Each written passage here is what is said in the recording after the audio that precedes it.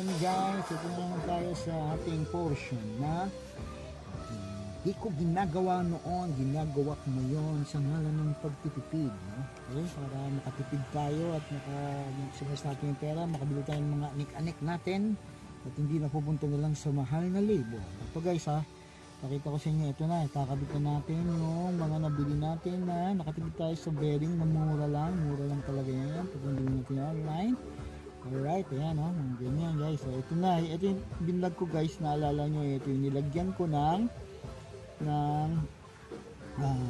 grasa, kaya ngayon mas makunat to ngayon guys, kasi ito yung green na to binali ko lang, hindi siya umalog basta-basta kasi nilagyan ko ng grasa yung isang side, kasi pinakabit ko to sa isang side yung lagyan, ngayon nilagyan ko kabilaan kaya makunat to guys.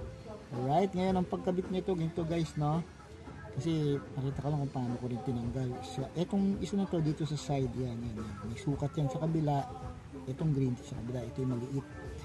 Ito may sukat yan, no? Ngayon, sa mga hindi lang marunong mga baguhan, mga nagdi-DIY, itong ano ba to? 6301 6201 ba to? 6201 sa maliit dito yan, sa may hub ng brake ng sprocket. So yan, ang pagkabit lang sa may sukat naman yan, makikita naman nyo sa bearing yung kailangan yung bilhin pag nagpalit kayo ng DIY. So guys, ito unahin natin itong green dito yan, sumali ito. So pupupukin lang po natin yan guys. So ganyan lang yan, nakita nyo yan guys, nakambog ko na yan, oh. Unahin muna natin ito guys isa, kasi ito yan, kasi may palaman yan guys, may palaman yan, pakikita ko sa inyo ha, may palaman po yan, may palaman yan, parang tinapay, palaman ito guys ha, palaman yan, palaman sa loob para naipasok nyo yung pinaka post niya. Okay, so pasok muna natin ito isa guys, here. Ngayon ang puklang yan ng kahoy, kaya itong kahoy ko rito lagi nakaabang, hindi pukpukin lang natin ang kahoy guys. Ayan o, pukpukin, pukpuk.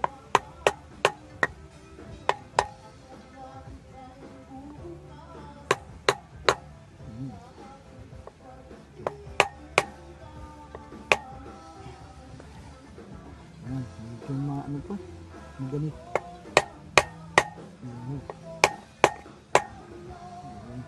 Malahan lang guys. Papasok din yan.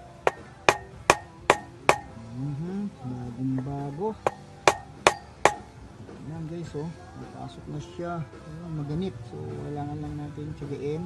Kaya kahoy kasi para ano, para hindi mapwersa yung gitna.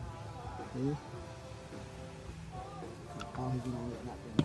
Right, ito sa kabila. Ito lang natin guys hanggang pumasok yun ha. So yan guys, tsakain lang natin ha.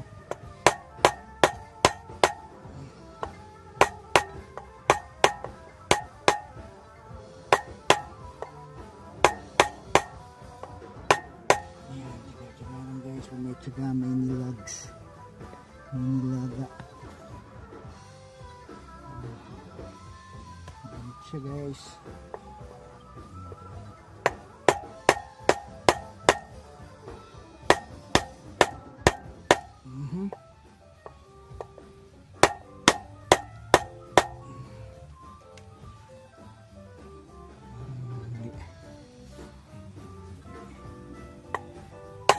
Hindi pantay. Hindi siya pantay. Ito naman pantay guys, no?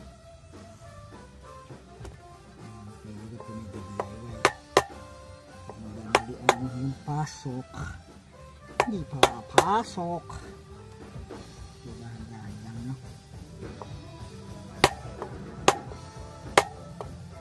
Paikutan natin, no? Yun, pumasok na guys. So ang technique, paikot lang, no? Paikot lang, paikot. Pumasok na siya guys.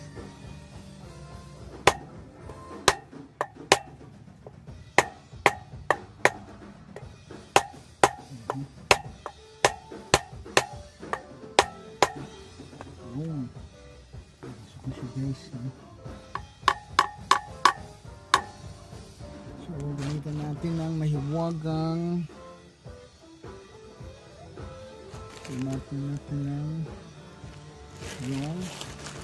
Gamitan natin ng ito para medyo kumapit siya sa loob guys.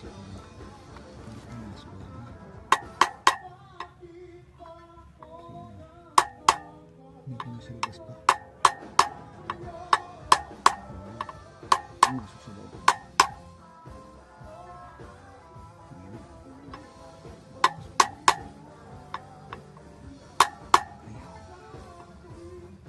Ingatan natin yung gitna para hindi siya diba?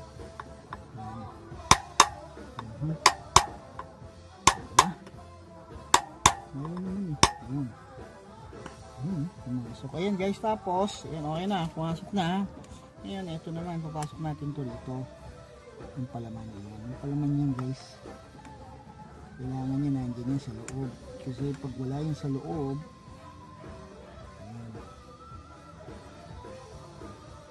oops, parang mali.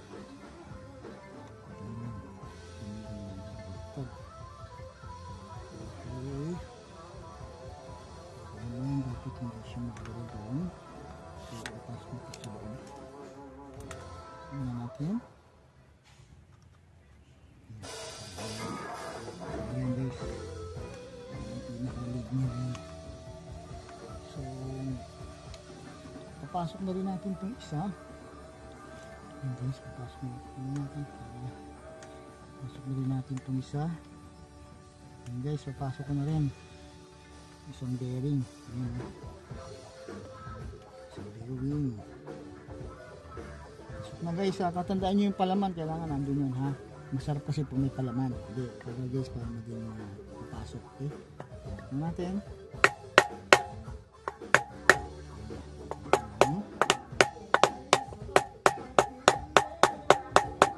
Yun o. Yun guys, masok na siya. Ito nyo? Yun na. Alright. Buo na guys. First time na nabuo ko to ng sarili lang. Okay? So, ngayon mga sir, ang last na issue na lang nitong gulong na to, itong mga baling sprocket. So, ganito lang muna sa kanati vlog. Medyo mahaba-haba na. Yun lang. Kung kaya kong gawin, musiko, manina, kaya nyo rin yan guys. Relax nyo, okay? Para makatipid guys. Sige guys, love you.